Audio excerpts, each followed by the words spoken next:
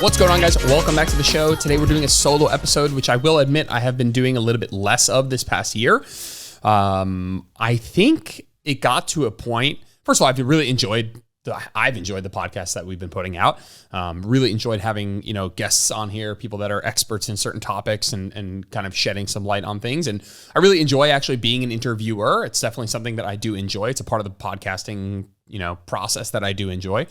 But I kind of got away from doing like longer form solo episodes, and I was trying to figure out why that was. And I think it's because I was just building them up, like needing them to be so perfect, like doing such a high amount of work on the front end, researching, making an outline, making sure I was staying very concise, that all of a sudden it felt like a bigger burden than I would have, liked it to be. And so I'm challenging myself. I'm going to make some more solo episodes, at least, one a month, if not more. Because I really do enjoy it. And so I think I'm just going to meet myself where I'm at and say, hey, why don't you just sit down with a couple of Spark Notes and kind of shoot the shit. And I bet you'll do fine. And that's kind of where we're at today. And so what we're going to be talking about today is a gentle shift in approach that I have had in the last couple of years, but maybe even more so right now as of this recording. I'll be, it's like during a time where I'm taking on some new one-on-one clients. And so this sort of shift in mentality, this emphasis on like having a prerequisite, things that, pre-fat loss checklist or whatever, is really top of mind for me as I take on some new clients right now. And so essentially what I'll be talking about today is why I'm all like gung-ho, kind of doubling down on this approach of focusing on, certain habits first. That's what we're talking about here. This idea that, before attempting a calorie deficit, we should work on other habits first. We should have other things in check. We should be doing other things on a regular basis before working on fat loss, right? So I'll be talking about why I'm all gung-ho / doubling down on this approach. And then I'll be talking about what my, kind of either very specific prerequisites or just loosely the kind of buckets that we'll be looking at. And the reason I'm doubling down on this approach, and again, this approach is just, if I take on being very explicit, if I take on a new client, like we are not attempting a calorie deficit until we are doing X, Y, and Z consistently. We feel good about it. It feels sustainable, right? And so there's going to be a list. I will get to them in the second half of this episode of what those specific things are. But there's a general idea of, not having clients try and figure it out or really work on habit formation while they're in a deficit. Like we're looking at this, or at least now I'm looking at this very much from we're building the base first. We're working on healthy habits first. We're working on, certain things that are going to make your quality of life and if you want to do fat loss in the future, all easier. And I'm really doubling down on doing that first. And I'm going to talk about why, and then we'll talk about what those things are, and then we'll wrap this thing up here. And so a couple of reasons why I'm, all gung-ho doubling down on this sort of an approach. Number one is these things that we're going to talk about, these foundational habits, habits, are going to make you healthier, improve your health, and improve your quality of life independent from fat loss. And so even if you're somebody who does want to lose fat, chances are, hopefully, there's a health-related motivator there. And yeah, okay, having excess adiposity, extra body fat, generally not great for health. Losing some of that body fat, generally a good idea or generally will improve health. But there are other things you could be doing independent from body fat loss that can improve your health. And so these things that I would have in my list of fat loss prerequisites are things that are going to improve your health, likely to improve your health, independent from fat loss. At the end of the day, I'm not a fat loss coach. I'm not like, I coach people on fat loss. Like, I very much view myself as a quality of life coach. Like, if the end goal in people's lives is to have a good quality of life and to, have the highest amount of like net fulfillment and net happiness that they can have, then I want to play a part in that. And obviously my instruments are going to be, habits around nutrition and exercise. And so what I'm really trying to do with a client is make them the most happy, right? Improve their life the most. And, within my scope of habit formation from a nutrition and exercise perspective. And so when you start to think of it that way, where you're like, I'm not a fat loss coach. We're not just trying to lose fat. That might be one part of what we do at some point for some people, but the goal is to improve quality of life. And these habits, these prerequisites, in my opinion, not in my opinion, it's kind of factual here, are very likely to improve health independent of fat loss. And so we're talking about an ability to work on habits that are going to help you whether you go on to lose fat or not in terms of quality of life, longevity, overall health, all of that good stuff. Help you feel better, help you move better, all that stuff. Number 2 is they will make any future potential purposeful attempts at fat loss easier. And so if you have XYZ things foundationally in check, with things like sleep and movement and exercise and overall nutrition, if you can get a lot of really good healthy habits in check, it will make any potential purposeful future fat loss attempts easier. Not complicated. If you have a lot of your healthy habits in check, then sustaining a calorie deficit from a physical and mental perspective will be easier. And so again, it's independently going to help your health. And if you end up trying to lose fat on purpose later, it's going to help you make that easier. Not just the doing, but the sustaining. Reason number 3 is these habits, while the goal of doing these habits, let's say it's focusing on sleep or exercise or nutrition quality or fiber, whatever it is, the goal of those is not necessarily to lose fat, but in combination, a lot of these habits, they might lead to fat loss on their own.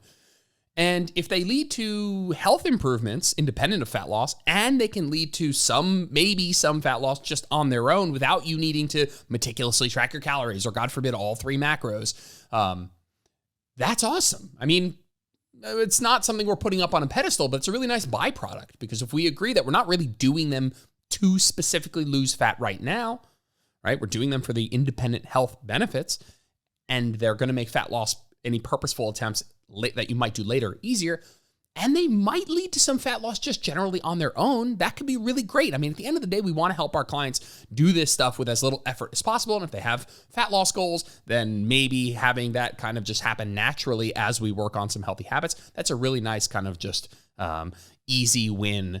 Not easy necessarily, but like non-intentional, really hyper-focused on calories win that you can get just by, improving some or forming and making more sustainable some of these habits, making some of these habits more sustainable.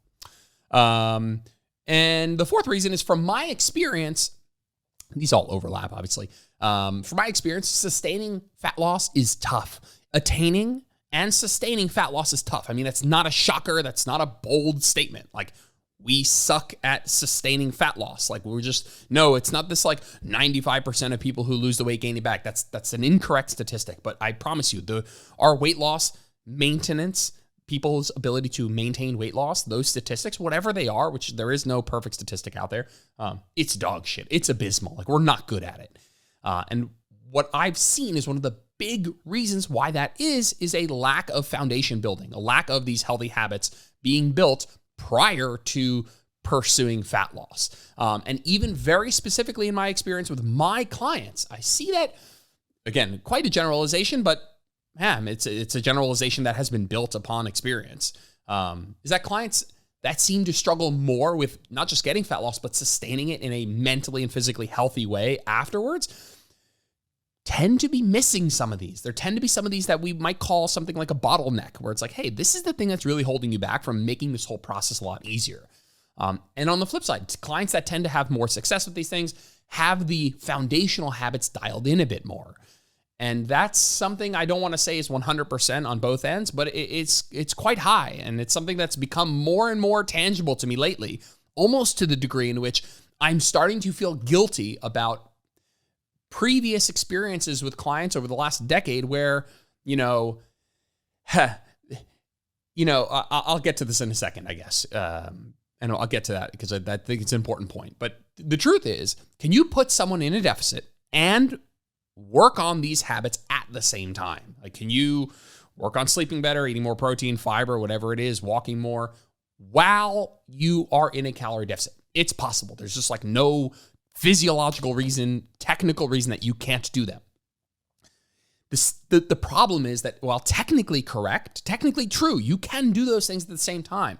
There's just a lower likelihood of you actually doing all of that stuff if you're in a deficit, because you're so focused on the calories, so focused on the scale, so focused on fat loss as an end that, the other healthy habits, while it would make some intuitive sense that you would see them as routes to making the fat loss goal more productive, they're just harder to focus on. While you have less energy, while you're more food focused, they tend to fall a little bit by the wayside. They tend to be it tends to be a little bit easier chronologically to work through these foundational healthy habits before moving into a fat loss phase. And there's a sentiment, which I'll kind of go into my like sort of guilt here. There's a sentiment out there amongst coaches of like, hey, like a lot of coaches will be listening to me and they're like nodding along. They're like, yeah, I get that. Building a foundation of healthy habits is good independent by itself, might cause spontaneous fat loss on its own, and will make fat loss attempts, purposeful fat loss attempts in the future easier. Everyone's nodding along, but they're thinking to themselves,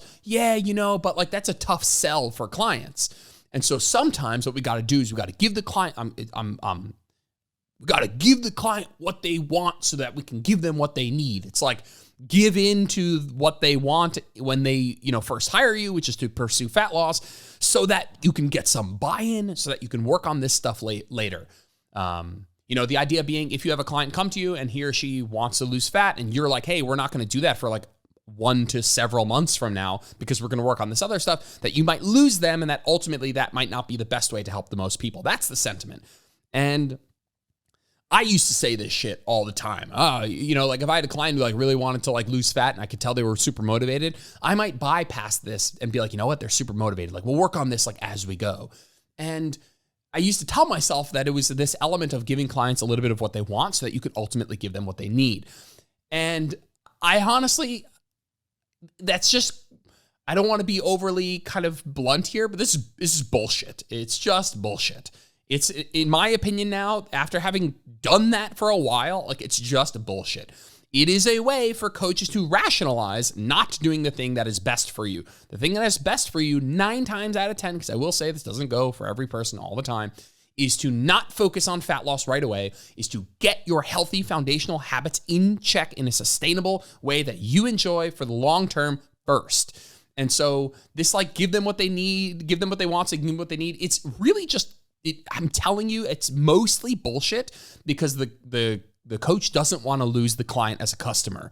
And if they pitch, hey, we're not going to lose fat for the next 3, we're not even going to try a deficit for the next 3 months, like that's a tougher sell. And you won't gain as many clients in the short term. I would argue that in the long term, you will help more people, which will ultimately pay dividends over the long term. But it's an excuse. It's the easy way out. Stop doing this. Like coaches, stop doing this. Clients, stop going in with the anticipation that you're just going to jump right into a fat loss phase without your habits in check and you're just going to figure it out as you go. Like you should be hiring a coach, even if your goal is fat loss, with the understanding that maybe you should sharpen your axe first before you go out into the forest trying to chop down trees. Like that, this should be more normalized that, hey, like the buy-in for me as a coach, the buy-in for you as a client to get me to coach you for fat loss is doing XYZ consistently. Because if you're not doing that stuff, your success, your percent chance of long-term success is so freaking low. Because it's these things that will make that sustenance easier, that's sustaining that thing easier. And so I just plead to all coaches, like, just get rid of that part of you that's like, give them what they want so I can give them what they need. Like, nah, you're just cashing in right now because you're nervous about pitching a longer term approach. And recently I've upped my minimum coaching to 6 months and I don't care. I'm going to lose some people that way. There are going to be some people that are like, wow, 6 months, like that's a long commitment. I don't want to commit that long. It's like, I want to be just very blunt with you. Like that is like 6 months, isn't even as long as it takes, but it takes longer than you want because you should be focusing on these healthy habits, sharpening your axe, getting your fat loss prerequisites, your healthy habits in check first. And so if you see a coach that doesn't have a minimum requirement of time, like that's a red flag. That's like that they just want your money right now. And I'm not being cynical. I'm not sorry. I didn't mean for that all to come out like I'm shitting on coaches who do certain things. But as a client, as a savvy client looking for a coach, like you should be looking for a coach who's talking about the long term, looking for a coach who has a minimum time requirement of working together. Because you should want those things and you should be acknowledging that the route to the quality of life improvements that you're after, they take longer than you think, and they involve habit formation, changes to your routine and your lifestyle, changes to your mindset and perspective, starting to understand what you really want out of all of this. Like the real stuff just takes longer. And if you're hiring a coach, it's like, bam, fat loss right away. I don't need to hear anything about you. We can just jump into a fat loss phase. Like that, I'm not saying that categorically that will never work. I'm just saying it's a smidge of a red flag to me. It's not how I would like to operate in the future. I think as an industry, it's funny because as I'm saying all this stuff, like the TLDR on this is, hey, let's focus on healthy habits first and fat loss second. And when I say that, I get a little sick to my stomach because we're so fucking late on that as an industry. Like, we're just really late to the party with that as a realization. And I am too. And I've tried my best over my career to work on healthy habits, but I've never been as abrupt about it as I am these days of like, I just have seen too much of people who don't eat enough protein, don't eat enough fiber, don't get enough sleep, don't move enough, don't work out consistently enough, who are trying to sustain a calorie deficit. And it's just either works for the mega short term and then doesn't work for the long term because you don't have those habits in check that are actually going to allow you to sustain it and maintain it. Or it doesn't work at all. And we just kind of spin our wheels for several months. And sure, I'm collecting money during that time. That's great, but I'm not doing what's best for the client. So anything else I want to say before we go into the what the prerequisites are? Not really. At the end of the day, I'm not doing that anymore. If you meet up with me, if you hire me as a coach, like we're going to go through this checklist. You're going to show me you have these habits in check. If you don't, we're going to work on them. We're going to figure out what iterations of them work best for you, are sustainable for you, kind of are required for the goal that you say you have. And we're going to get those in check first. We're not doing that while we're in a calorie deficit where we're hyper food focused, hyper scale focused, hyper calorie focused. It just doesn't work that well. And it might work, by the way, I'm gonna be clear, little disclaimer, like maybe there are people out there that did this. By the way, let me be very clear. I've had a high number of clients do this and find some success, but not a high percentage of clients do this and find success. And so there are people out there that are like, no, I worked on my habits and did a calorie deficit at the same time. I did great and I've sustained it. That's awesome. I promise you though, you are in the vast minority.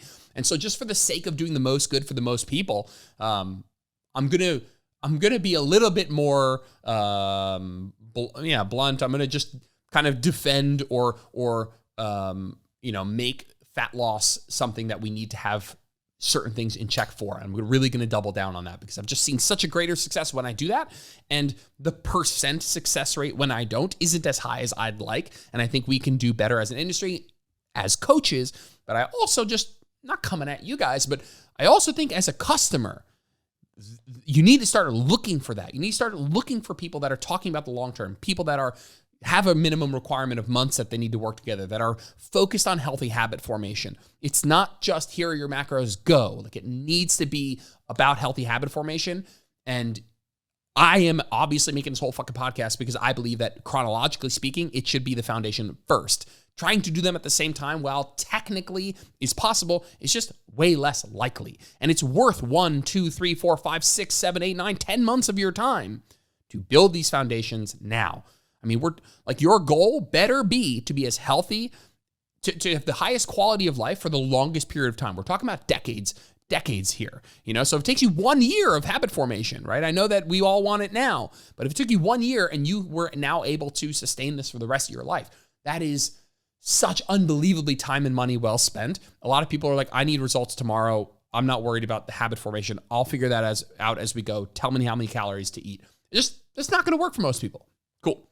So what are the prerequisites that I use in my coaching? Fat loss checklist, fat loss prerequisites, fat loss non-negotiables, whatever. Those are interchangeable to some degree. To me, they're prereqs. They're things that I need to see that you have in check, right? And quote, air quote, in check might be consistently doing for a month and giving me feedback that you feel that they're sustainable and that you feel good about them and you're in mentally a good place with them.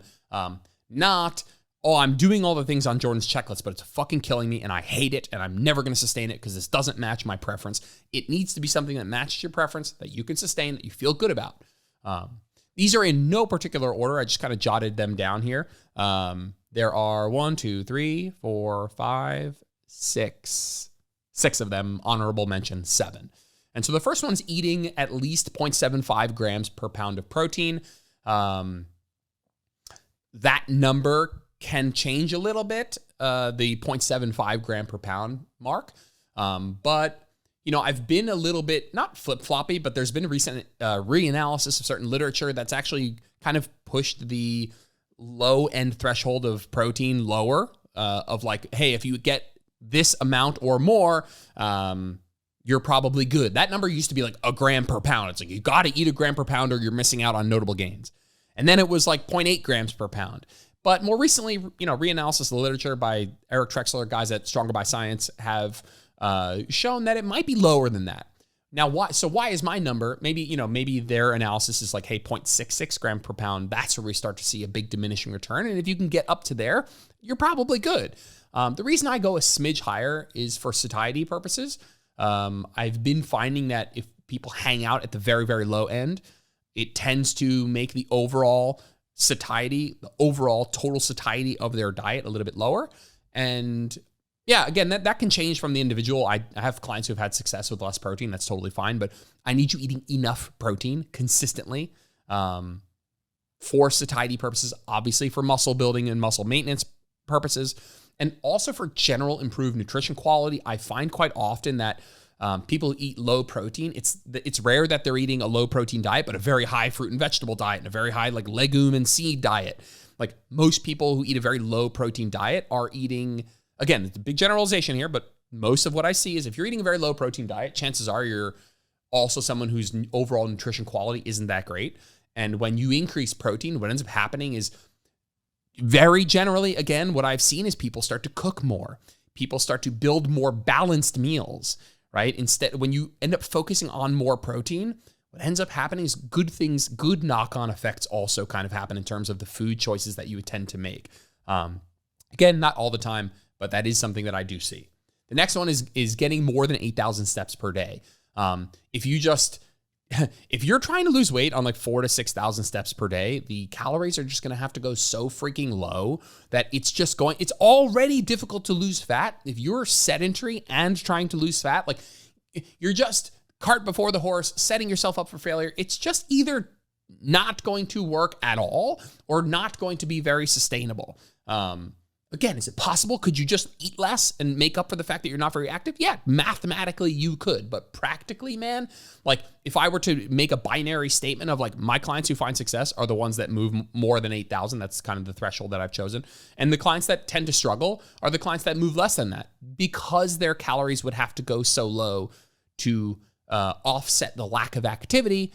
Yeah, it becomes less sustainable. It tends to be more sustainable to be moderately active, more than 8,000 steps per day, because of the caloric burn benefits, obviously, but also from an appetite regulation standpoint. We see that as people go from sedentary to moderately active, which I'll just kind of arbitrarily say is north of 8,000 steps, we see that there actually tends to be a tighter regulation between hunger and satiety in terms of how hungry you are and how satiated and satisfied you get. We tend to see those things come closer together when people go from sedentary to moderately active. And so obviously there's a calorie burn benefit here, but there's also an appetite regulation going from sedentary. And if you're getting less than 8,000 steps, like you're fairly sedentary. And again, this is kind of like, I've chosen some of these like hard and fast rules, but yeah, all right, 7,500, is that much worse? No, these aren't like black and white, hard and fast rules that, if you go even a smidge below, all of a sudden you mess something up. But I just don't think anybody should be trying to lose fat before trying to be a bit more active. It just isn't a strategy that's going to work out most of the time. And some people out there are like, Jordan, my lifestyle, I just can't get that many steps. I get 6,000 steps per day. Am I just never allowed to attempt fat loss? No, but shit, man, it's going to be a whole fuckload harder. And I highly recommend us trying to figure out ways to get more activity in. It's 2023. We can be super creative. We can get walking pads. We can, figure out times during the day where you can move. We can adjust the way you're training, whatever it is. Like the time that you have, we can maybe make more of it. And so I highly recommend that. If someone's out there getting 4,000 to 6,000 steps per day, like fat loss is going to be really, really, really, really, really tough based on how low your calories are going to get. And you're maybe missing out on some of that appetite regulation as well. The third one is 15 grams of fiber per 1,000 calories. Now that's a fairly rough estimate. Everybody's different in terms of fiber needs, fiber benefits, how much fiber you can stand from a GI perspective, but roughly 15 grams of fiber per 1,000 calories. So if you're on 1,500 calories, we're in that like 20 to 25 gram. If you're on 2,000 calories, we're in that like 25 to 30 grams. And this is going to do several things. It's going to help a ton from satiety, both from fiber satiating, but also foods that are high in fiber, fruits, vegetables, etc., tend to be also high in volume. Not all of them, but many of them, which also is going to help with satiety. Also good for gut health, just generally. Gut health is the biggest fucking buzzword that apparently has to do with every single thing you do in life. Everyone's so obsessed with it. How about we actually eat enough fiber, right? That's certainly something that I'm coming down hard on these days. We need 15 grams of fiber-ish per 1,000 calories that you're eating for gut health, for satiety, and for overall nutrition quality, right? Getting in more micronutrients in general, feeling better so that everything you do will be easier in the future, right? And again, these things are independently helpful, independent of weight loss. Like increasing protein from a muscle building perspective technically has nothing to do with fat loss, but building muscle, independently good for health. Getting more steps per day, yeah, it burns more calories. It's also good for mental health. It's also good for cardiovascular health. It's also good for mobility, especially if you're going outside, the mental health part. And so independent of fat loss, if you're getting 4,000 steps, going up to 8,000 steps, it's going to improve your health, independent of fat loss. Getting 15 grams of fiber, eating more fiber, going to improve your health, independent of fat loss. But if you're not doing these three things and you start doing these three things, one, you're going to improve your health, independent of fat loss. Two, I bet you feel a little bit better and feel a little bit more satiated and maybe even lose a little bit of fat just by doing these things. Not because something special is happening, but just because you feel so much better, you're moving a bit more, you're a bit more satiated. It might naturally bring your calories down, your calorie burn up, maybe it creates a deficit on its own.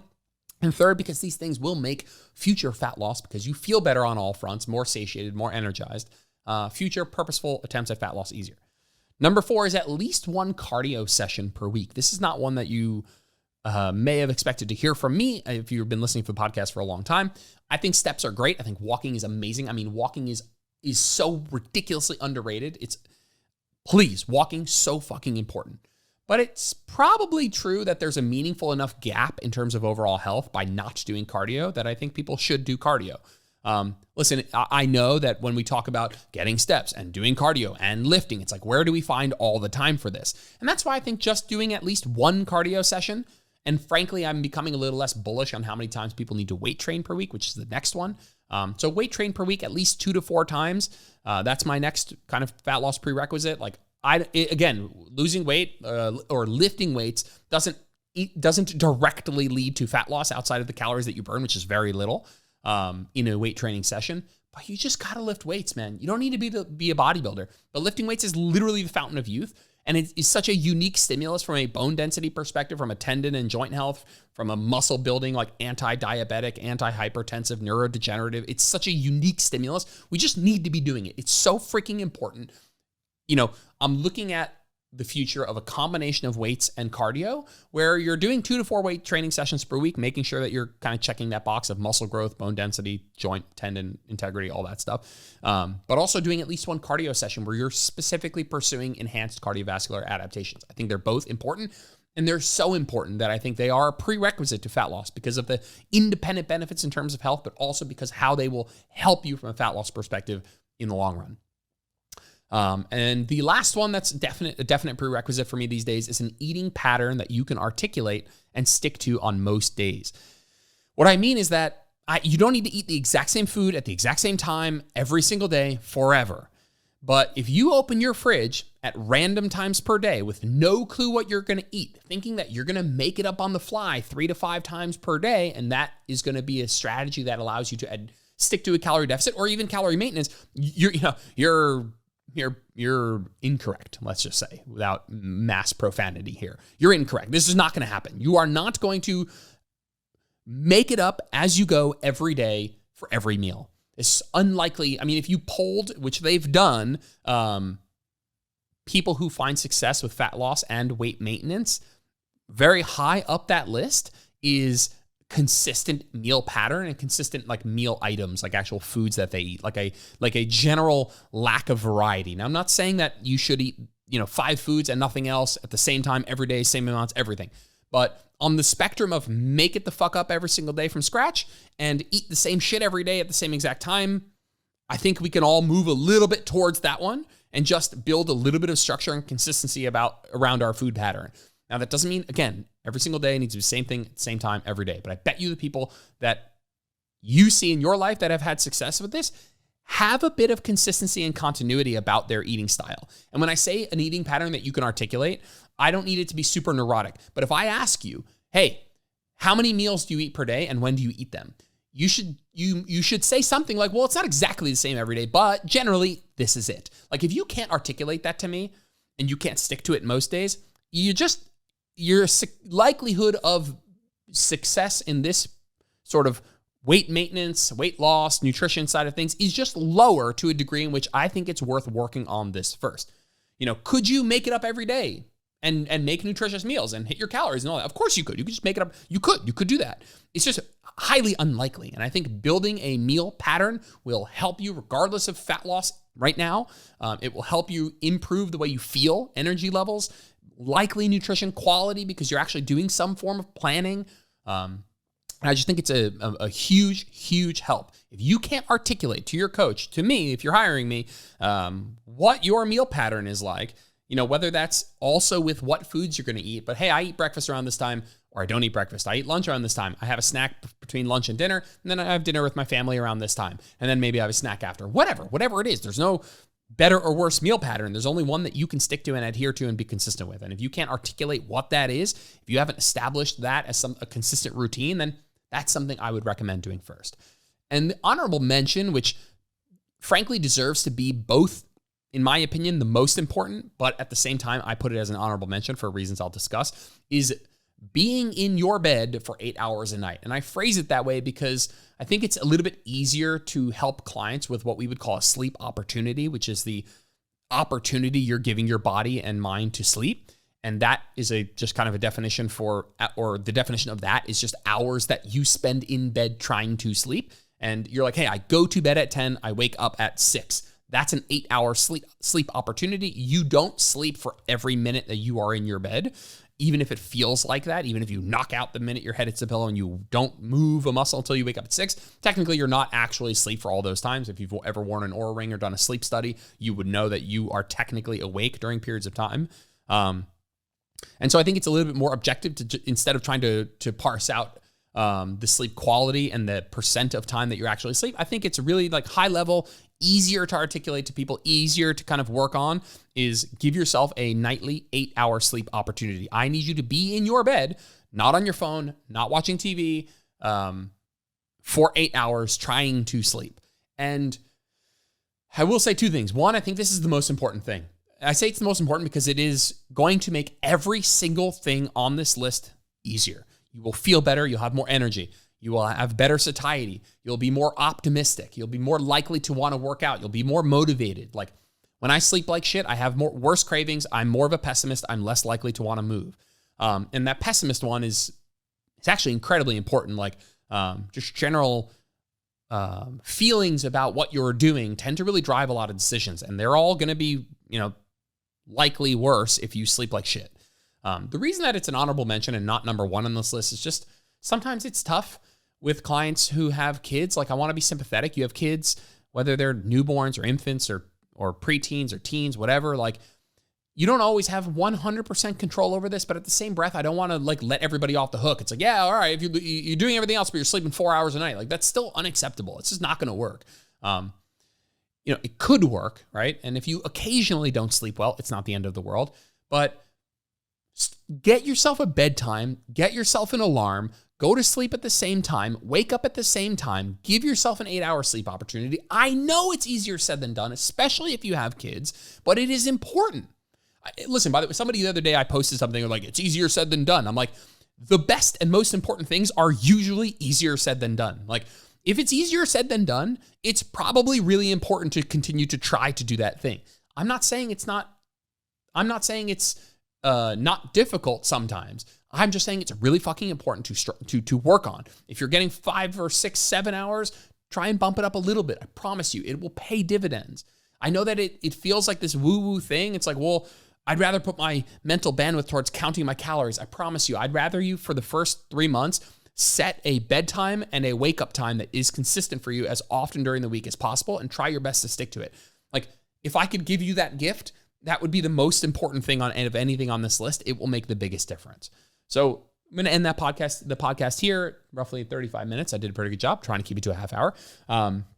At the end of the day, this is where I'm coming from these days. If you hire me as a coach, if you hire anybody as a coach, well, I'll just stick with what I believe. I don't want to kind of talk for anybody else, but we're going to work on this stuff first. And I'm sorry if that's a turnoff. If you're like hyper motivated to like jump into a fat loss phase now, like if it hasn't worked for you in the past, like 9 times out of 10, it hasn't worked for you because you haven't done this style. You haven't done this sort of foundational habit building first. That's why you're still in a position where it hasn't worked.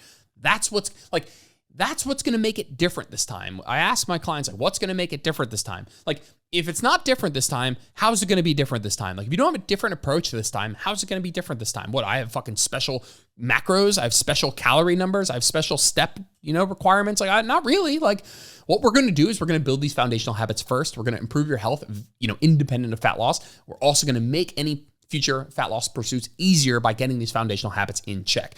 And I'm fairly bullish on it. If you haven't seen by now that I really think like there's almost no point in attempting fat loss because of how bad the weight loss sustaining and maintenance statistics are without doing these healthy habits first. And so again, independent of fat loss, you're going to see health and quality of life improvements. And if you want to try and lose fat loss in the future, guess what? It's going to be a million times easier once you have this stuff in check. All right. Catch you guys in the next one.